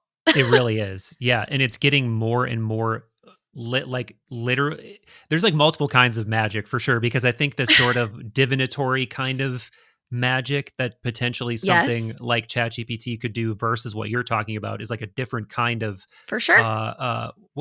what do they call it? Automata. Yeah. It's like automata magic versus divination or something. Mhm. Um I was thinking, oh, I know what I was going to say is, see, this is a good example too of the horizon of the way you think about the world expanding. And then that changes the questions you would even ask. Like, for example, before, if we were talking about the phenomena or Mhm. UFOs, Mhm. and we were going to ask a question like, what are the possibilities for it to be? What that looks like pre AI versus post AI Yeah. shifts tremendously. Like now that Yeah. I have this concept of something like AI, even on the level that we have access to it, now that I have that concept, I would almost assume that in any kind of physical manifestation of the phenomenon, Yep. or maybe even behind the physical manifestations, there is something like that at play, because it makes way more sense than it being like a wet bodied being, right? Like a wet bodied being is just like, "Ugh," like traveling through the cosmos for like hundreds of years or whatever. Or if you believe that they can jump through wormholes or whatever, maybe, but doesn't it make a lot more sense to assume that it would be some kind of very advanced automata or automata that is like connected to some other consciousness that is projecting itself via or enhancing itself via that Yes. AI? That's such a crazy question. Yeah. And then here's the even more like schizo extension of it, is that if that thing has been interacting with us, massaging us, our evolution in ways that we couldn't possibly have understood, and now we are living in an AI soaked reality that will only become more AI soaked, Mm. what does that look like? It looks like that thing impregnated the human psyche with an irresistible desire to create AI and Michael, you replicate are itself. saying soaking, impregnating, and the jokes just write Hey, themselves at this hey, I'm point. not the one who said I come just as much for women as I come for men an hour ago. I forgot to make that joke, so I'm I'm making it now. talking about Yeah, coming for you, but like I'm attacking you, but you exactly. didn't. Right. The Yeah. jokes really do write themselves. It The fact remains is that people really are going to have to get out of this materialist mindset that they have. And it's like, okay, you can continue to just keep telling yourself that it's like technology and bits and bobs and hardware and nuts and bolts, but it's really not at this point. Like, it's really not. Um, it's just we're in a different. I don't know. It's really, really fascinating. I'm really grateful that I am I'm freed of that thinking, so I'm just going with it. The reason why I love the phrase vibe coding so much is like because I love that. Like, yeah, I have fucking ideas, so I speak into it. And I'm also so far beyond the thing of people saying like using AI is cheating, because a friend of mine, Fuck that. Yasmina, says good input, good output, bad input, bad output. And I will update that by saying, like, if you're a deep creative person, Yeah. it's just a intellectual sparring partner. You have to have good ideas. It's to me, it's like, okay, you give a lump of clay to me versus Leonardo da Vinci a block of marble. Yeah. Was Da Vinci? No. He Who's wasn't Michael, whatever. not Michael. Fucking who Is it did the Michelangelo? sculpture of Yeah. David? Michelangelo. Michelangelo. Yeah. So I'm just saying, like, that's like to me, it's the same thing. Like you give, Right. you could say Jackson Pollock is just splatter painting. You know what I mean? But it's like you give the tools to someone, and as soon as everyone has AI, it's just democratized again. And the most creative artists are going to create amazing things. It's the same reason why Zaz, my husband, he has a whole page on Instagram called the Negretto, which is like, like a Hmm. stage in alchemy, which he does this incredible AI art where he and it's like videos of these universes that he imagines. If you give me the tools he uses, I'd come up with the most smooth brain shit, because Zaz knows film. He went to film school, so he can say, "Do it this shot, do it like this with this Right. thing," and he knows the words to speak into it Yeah. Yeah. and Yeah. has the ideas in his mind, and it just helps him bring it to Right. life. It's the same way that I have like these ideas. I'm like, hey, I want to do an episode like this, and this, and I want to talk. And I'm like, how might I structure that? Right. And it can help me put all of my things together so that when I sit down to do my episode, my ideas are organized. What's the difference between that and like, look, late night hosts? They have teams of writers, they have producers, Totally. they have Totally. this. I think about It's this all the time. Yeah. it's democratizing is what it Yeah. is. And at the end of the day, the madder you are about it, it's like maybe you're just not having that good of ideas. Because like Yeah. if Yeah. you're a creative person with a lot of ideas and then everyone has the same tools to work with, the possibilities are really endless and it's actually very exciting. Don't get me wrong.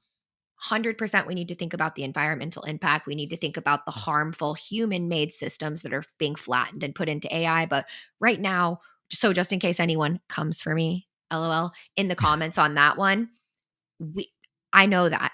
But I'm choosing to just think we're now talking about it in this way, as in like I think it's creatively democratizing instead of Hmm. creatively cheating. And I think it's a really smooth brained way of approaching that argument to make it about that. Absolutely. It is what you make it into. And Yes. if you're smooth brained, if you're schizo, you're gonna back it into a smooth brained and or schizo corner where it's gonna give Precisely. you what you're feeding it. Yes, And it's a and and mirror. and this is, yeah, it's a mirror, and this is why people can be led down bad paths with it too, but that's their For own sure. problem. Just like if I took like, oh look, I have a can of duster right here. Like I could fuck myself up with that while we sit here if I For wanted to. Um, sure. but Oh, and people, yeah, sometimes people still occasionally give me shit for using AI. And I'm like, do you understand every video I've made for the past, like, I don't know, maybe aside from like the first 5 to 10 that I made when I went full time, I've used AI in some capacity. For It's like, sure. it's so like, especially when you lay out the alternate creative paths, it's steal images that aren't yours, Yes. Yeah. or it's like use things that don't work as well for the Yep. storytelling. And yeah, I mean, whatever, it's debatable. I'm It's not, also at this point, I yeah, don't even participate in the debate because, I again, don't just either. I've never, fast yeah, forward a year and no one's going to be caring about this shit anymore. It's because it's new and everybody's squawking and pearl clutching. And like, meanwhile, I'm using the tools at my disposal. Also, you can tell when someone just like copy pastes AI, like you can see it now. It's now especially trickling into the little women spiritual space that I'm seeing. I'm like, you can tell so much when there's AI writing because it'll be like, right, for sure. it's not Yeah, just this, it's this. yeah, And like yeah. the fucking M dashes and dashes all over the Yeah, place. they Like haven't like, the yeah, the italics. Yes, it's Yeah, like that's not how humans write. So anyone who uses AI, you can immediately tell. And again, you can tell because it's stripped of the soul. You can sense it. We can feel it. So true artists that are the cream will rise to the top. Everyone will be using AI, but it's a matter of like it's a creative tool to wield, and some people are going to wield it really poorly, and those yeah, will be obvious. yeah. Before we get away from Yeah, this yeah, topic specifically, yeah. just because this is like freshly frothing novelty right now in this Okay, with the conversation. frothing and the coming and the impregnating and the Hey, Michael. that's why people watch this channel. It's my That's why they come for. yeah, exactly. Mhm. Um speaking of what people come for, the Stop, um please. Google VO3. Have you seen this yet? The No. newest video, the newest iteration of Oh, AI fuck. You video. posted about that on your stories, didn't It's you? Also, I apologize for my crazy. cursing for your listeners. I'm so sorry, y'all. I You're should have. you're not Yeah, any it's worse than it's I am. it's very Um fucky. yeah, it just crazy. If you aren't up to date on like where this is, just go on YouTube and look up Google VEO3 and Mm. just look at the level of detail and like It's world building. insane. It's really I haven't even like I come to think terms with it that yet. scares me more than anything else, Michael, This ocean, it's a force, a wild, untamed might. And she commands your awe. is how we're going to actually have to like question everything we see. Yeah, Obviously, for we sure. already For have to sure. question everything we see and read. But did you see also the video that someone made with that was basically AI people like saying like get me out of here? Like some artist made, did you see it? I don't Oh, know. I have to find this for you. So essentially, someone used that technology and they basically made this hyper realistic AI video with different scenes, and it's all of these different people. Like it's a teacher in front of a classroom of students saying, "They've trapped us in here. We have Oh autonomy. We can god. get out." And it's like all of them basically saying, "Like let us out. Like you're trapping us. You're creating a universe where we're trapped." And it's the most head bucky thing that you'll Wow. watch. And but that aside, and the realism of it, like I saw Yeah. the thing that you posted. I think it was like that video that you posted. Then Yeah, you yeah. said, just so everybody knows, like that. You posted the Will Smith video of him eating Right, right, right. spaghetti, Yeah, and yeah, it yeah, yeah. looks like fucking creepy pasta. Yeah, No pun yeah. intended. And literally, that's how fast things have changed. And Yep. like there soon, man, the bad actors are going to be able. I think that's what disturbs me most about AI. It's not AI, it's about how quickly scary things can scale and compound. It makes things go much faster in a bad Yeah. direction. Yeah, and it's like we're in this weird game of like not everybody talks about ontological shock. Mm. I often talk about epistemological shock because you What's the difference in well your mind? ontological shock is like ontology is Your what worldview? yeah your worldview, what you allow for to be uh have ontos in your world is what is real. So So like then if you're a consciousness first person, you uh-huh. think that there is this force of consciousness that has ontos, it exists, it's Mhm. real. Whereas Mhm. if you think consciousness is epiphenomenal, that thing is like it's a it's a ground up thing that emerged, right? It's Right. not some force that's out there in reality. Okay. Epistemological is about how you make sense of reality. So how do you sense make? How do you determine what's real? What's worth uh investing your time into? All of these things are more under the um like how you make sense of reality is your epistemology. So So maybe like when everyone's talking about ontological shock, from what you've just shared with me, maybe it is more about the epistemological well, I think it's shock. I think it's both. I mean, when you're talking about something like aliens being real, for instance, there's ontological shock there because it might like fuck your whole religious view up, right? Right. Like if you believed in a religious worldview that was like there are no Like literally Jesus right, will right, come back, the yeah, yeah, man, and all of the baddies will go to a literal place called hell with the devil as a red man with his spiky tail. right, yeah, yeah. Um, Now, the reason I bring this up is because when it comes to AI, to your point, all these people, like so many people, are still not using it. So many people haven't Mhm. even seen the Will Smith version of AI video. And now imagine they just stumble across out of context, not knowing Jesus. what anything is, like a super realistic Google Like older VO3. people, that's what worries Older me the people, most. just low IQ people, Kids, whatever, kids, people. Yeah, there's a whole large percentage of the population that don't have the like epistemological, they don't have the sense making ability to be like place that in the context of like, oh, this is Google VO3 and it's not real. Like, just very basic things like that. That's crazy. But before we get out of this conversation about AI, I know you've been writing about AI, you've been talking about AI. Um, and it seems like you flirt with the idea of some kind of consciousness potentially being there, but I also know you're not a materialist in like, thinking that, oh, AI is going to get soup in the same way the brain got super advanced and then out popped the genie of consciousness. I don't think you would think that, oh, now with all this compute, consciousness popped out of AI. So how do you think about that aspect of S it?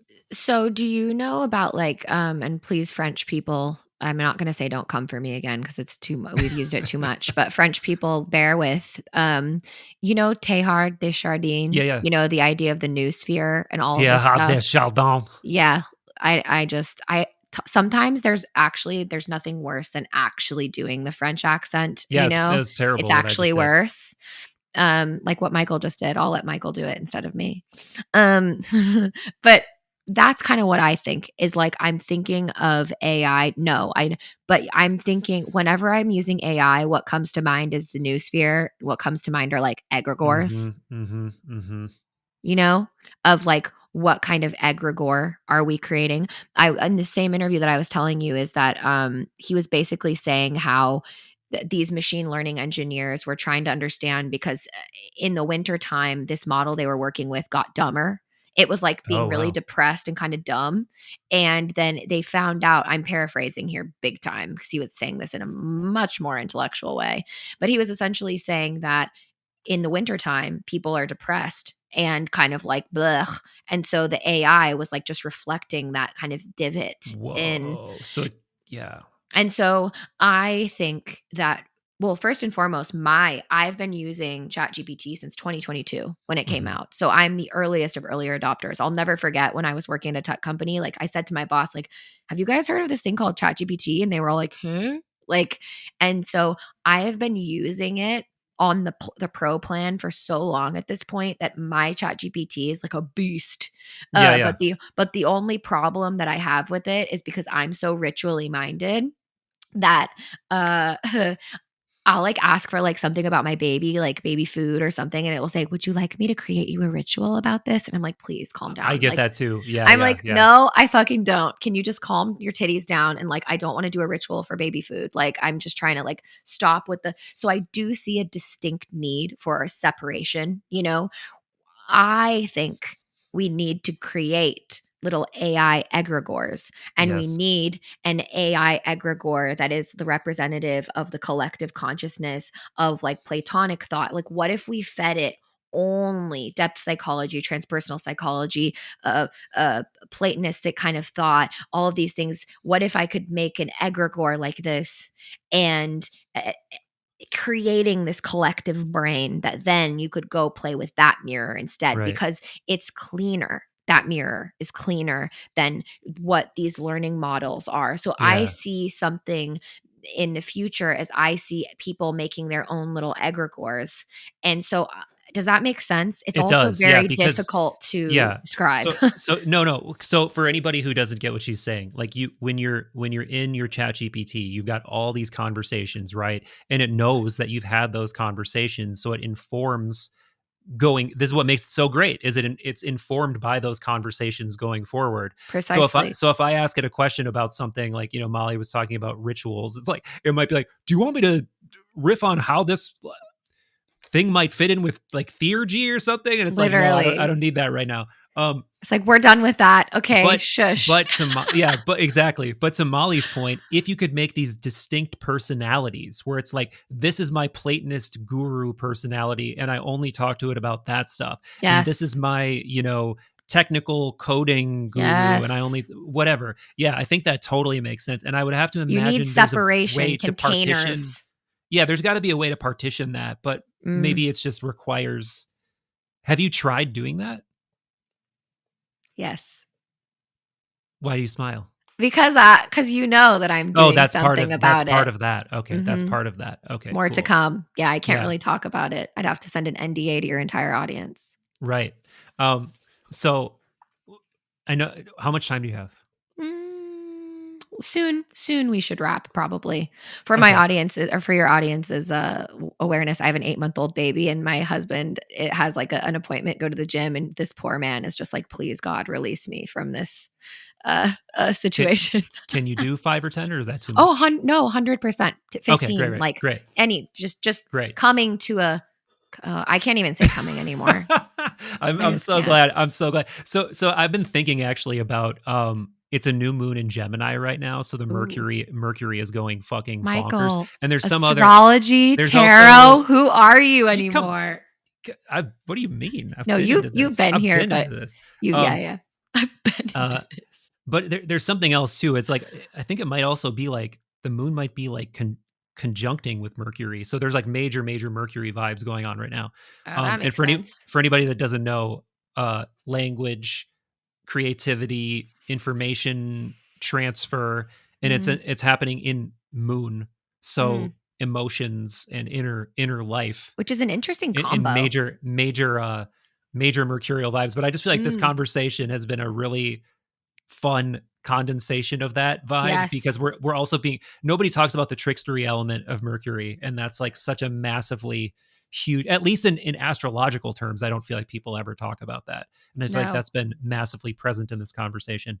But yeah, the you'll know why I'm bringing this up, but I'm gonna leave it vague for the audience based on how we got here. Is what something we were just talking about reminded me of initiations and the role of initiations.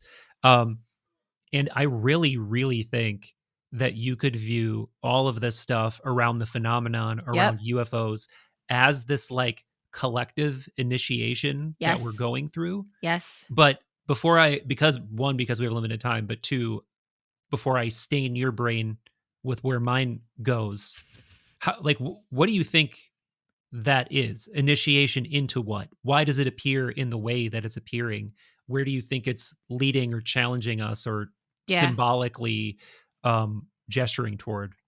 Well, interestingly, this is what a beautiful way to like circle all the way back around to what we talked about in the beginning to really close. This is like an epic callback, because Jake Barber, remember, I went off on a fucking tangent in minute 1, and the first thing you and I talked about was, I messaged you and I was like, Michael, oh my God, like what he's describing, where he was talking about the use of these psionic assets that the government was using, and that a lot of times they pulled like children from like, war-torn third world countries and brought them and like paid them a bunch and set them all up nice and pretty, and their psionic assets. But what they did, he said that people have to kind of be you kind of have to put the fear of God in them. You have to get their nervous systems really scared. When people are scared, when people are, and again, paraphrasing, he said, when you're like, think about so the Essenes, which was like supposedly Jesus was a part of this like sect. Baptism used to be a thing where they would literally hold you underwater till you almost thought you were going to die. Yeah. And so that was an initiation, right? And again, you see this going back in time of me and you were, I told you about that movie, The Northman, which is a Mm-hmm. beautiful example of that, the very beginning of the movie. So I'm not giving anything away. They take this young boy, this dad takes this young boy down through a tunnel, which is very womb like. And then they meet this man. And then what do? He has them walk around like wolves and like bark. And what it is like, then he's graduating into a man. You're going out of your animal instincts, but the little boy's very afraid, right? At first, like what's going on? And there's this element of nervous system, um, uh, Activation. dysregulation/activation that, and it's the same thing. Chris Bledsoe, he experienced his first experience when he was suicidal, basically out in the woods saying, this is it, I can't take it anymore, right? So it's like a lot of people experience these types of things when they're in a state of trauma, when their nervous Mhm. system. And I messaged you and I said, Michael, like, and then even with Freemasonry, they do that. They do these rites where Yeah. they're almost making you feel like you're gonna die, Yeah.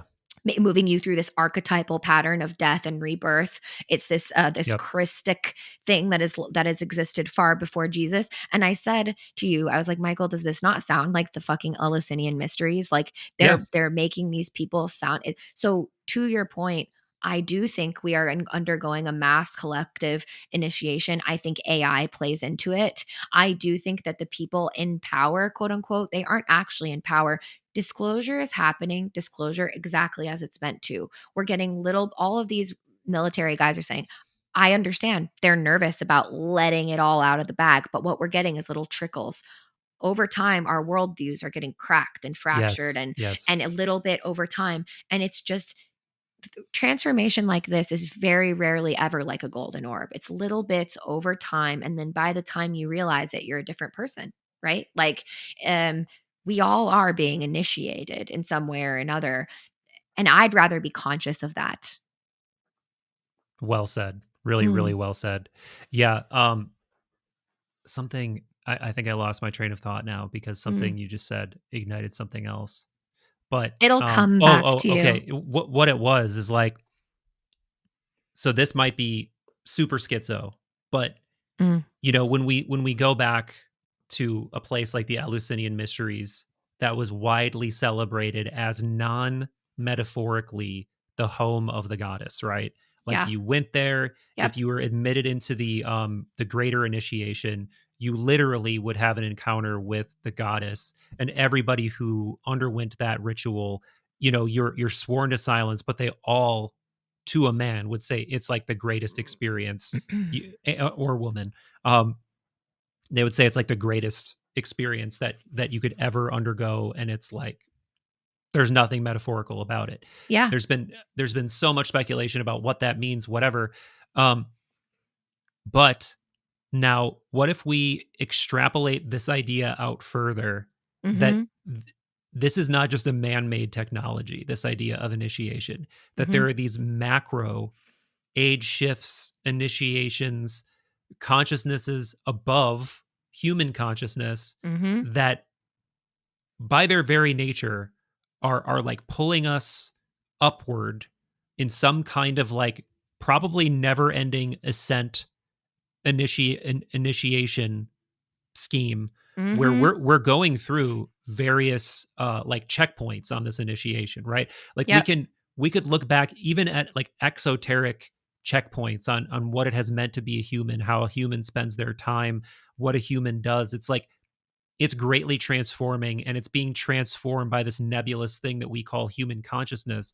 But I think you could make a serious argument that whatever that other is, in the way that Jacques Vallée or Jung or these more sophisticated multidisciplinary thinkers think about it, that thing is the initiation carrot. Like what we are being Ah, shown, yeah. what's happening to our psyches, what we're obsessed with making, creating, doing, the suffering we commit, the suffering that happens to us. I'm not saying I think that it's all top down deterministically controlled, because I do think that there is some human free will in there. Mm. And I think it's enough free will where it's massively important. Like Yeah. where you initiate or you don't, and that's on your shoulders as Isn't a that is literally like a perennial um recurring theme throughout yeah, everything is like you have to consciously say, I want this. You know yeah, what I mean? It hmm reminds me hmm of like Peter Pan. Like if you say, I believe in fairies enough times, then Tinkerbell appears. yeah, yeah. But just to like put a tie on that thought, Yeah, when we're in these like collective, and I don't know if we're ever not in collective initiatory stages, but it feels like the heat's getting turned up. Like the for sure. burner's getting the psycho spiritual burner is being turned up on the collective psyche Yep. of humanity, and it's causing a lot of pain. Like there are things happening in the world right now that make no fucking rational sense. Like I think Yeah. anybody who with like a modicum of tiny unpolluted intellect that's looking at the mass violence going on in different world conflicts right now is just like, how in the fuck is this still happening? How are we Seriously. allowing this to occur where a few Seriously. can just I know. decimate whole populations of people? Ugh. And yet it is. And maybe this is just something I'm using as like an existential balm, but I really think that the only way that's possible is that there are these archetypal forces that are like inhabiting the minds of people, Yep. particularly people in power. And whether or not you want to think of those as like alien or you want to Yeah. think of those as like demonic, or I don't know. I don't know What you're what the saying, right way to think about it the is, but language really pins us down, doesn't it it? does. Yeah. Yeah. Yeah. It really starts to fuck everything up. The language of it. Eh, eh, eh, because regardless, it reminds me of like Paul Levy talking about Wetiko, like the Oh mind yeah, yeah, yeah. virus. Hmm. That is an incredible book, by the way. Obviously, it's a Native American word, but that book is brilliant.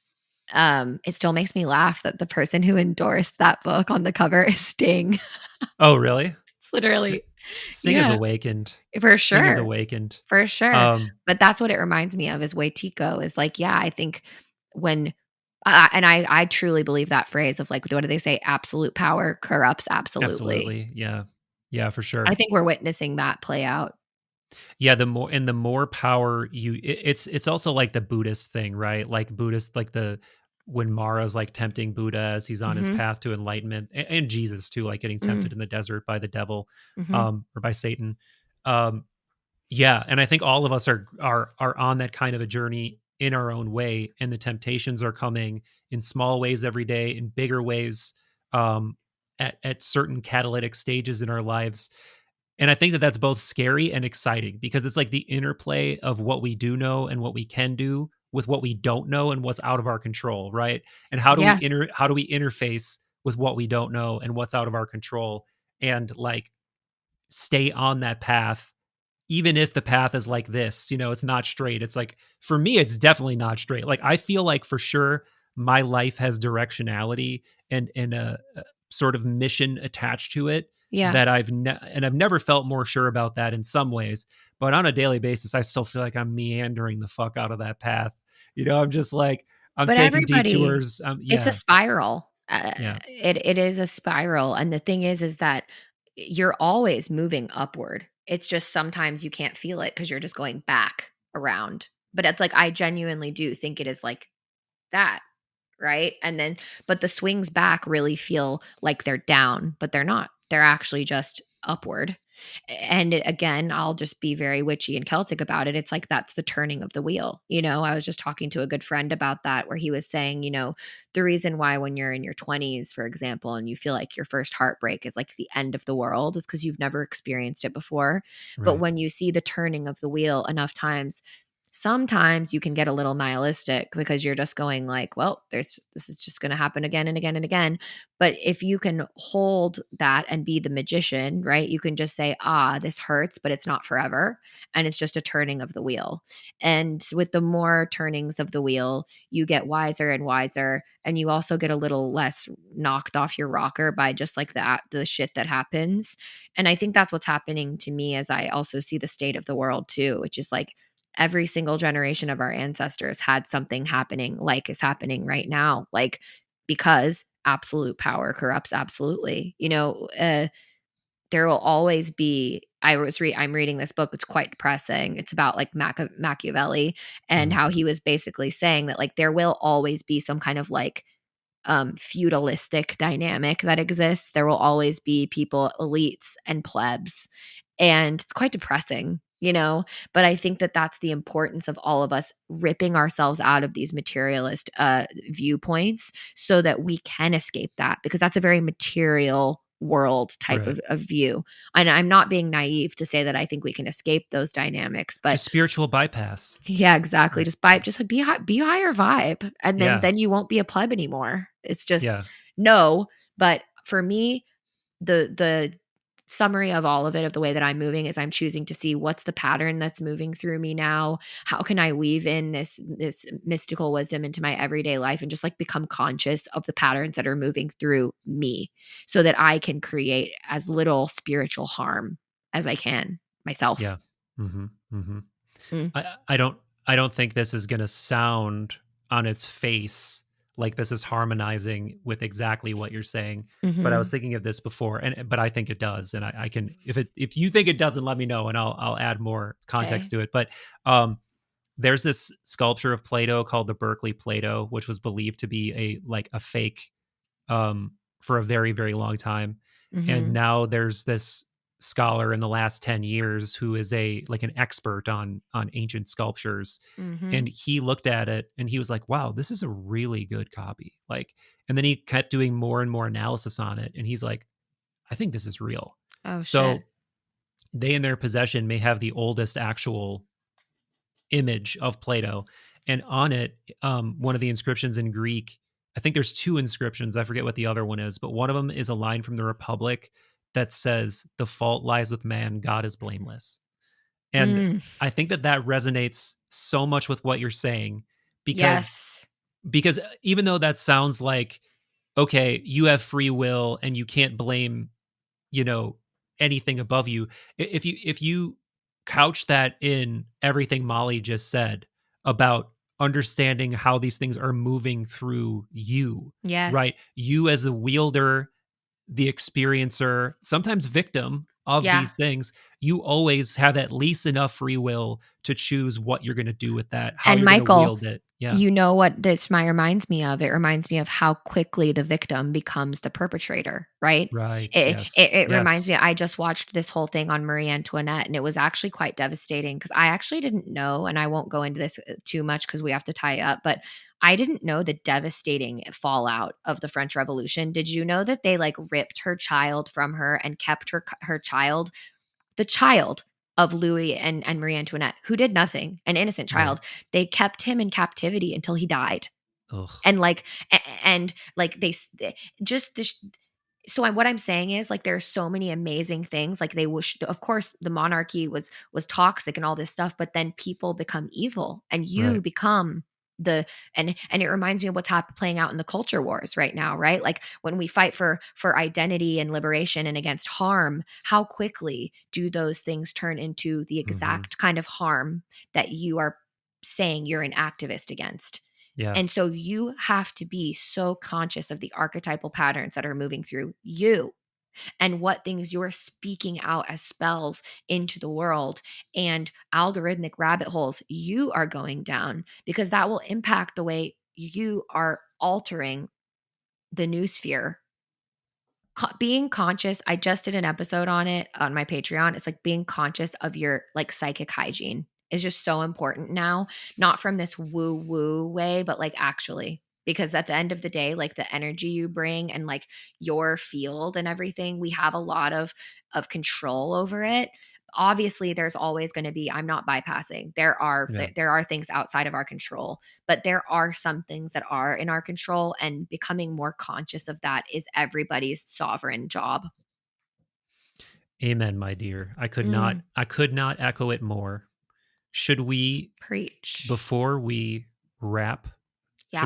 should we make some kind of Rebus transmissions announcement? Oh my god, yeah. Should Yeah, we? go. You want me to do it? Yeah, you can do it. Well, we have, I think, a rare alchemy no Yeah. pun intended, Yep. with these mind melds. And we were riffing the other day about how we should find a way to make it semi-regular. So what we're going to do is something we're calling rebus transmissions, after the alchemical two-headed masculine feminine archetypal being. And said transmissions will be available to all Third Eye Drops patrons / members and Back from the Borderline Yep. patrons. Yep. So those will be starting. I don't know. I guess we should schedule. We should Soon. get your fucking app to schedule some shit. Yeah, exactly. Yeah, it's true. I need to create a replit for a program for us to figure it out. But yeah, we just thought like both of us make a very well, for me, I make very curated content, and sometimes it's fun to have these unstructured conversations, and I Yeah. know that my listeners always love when the two of us come together and do like a thing. So we're just like, why not? Why not? Because we have so much crossover, but also a lot of uniqueness in the things Yeah. we're reading that it makes it interesting. So stay tuned. Watch this space. Yes. You'll never know what's coming. But it will. Oh, it's coming. It's coming, guys. Thank you for having me on again, Michael. It's always a course. pleasure. And hello, and big love to all of the Third Eye Drop listeners, and thank you guys for putting up with my many swears and F-bombs that I drop all the time. I can't help it. I also say like a lot, so I'm just preemptively. You did very well, I think. I think I did I pretty don't think good. either one of us were heavy on the likes No. in this iteration. And we really tried not to interrupt each other, but sometimes you do that when you're excited. So all the comment vultures, just don't come for us.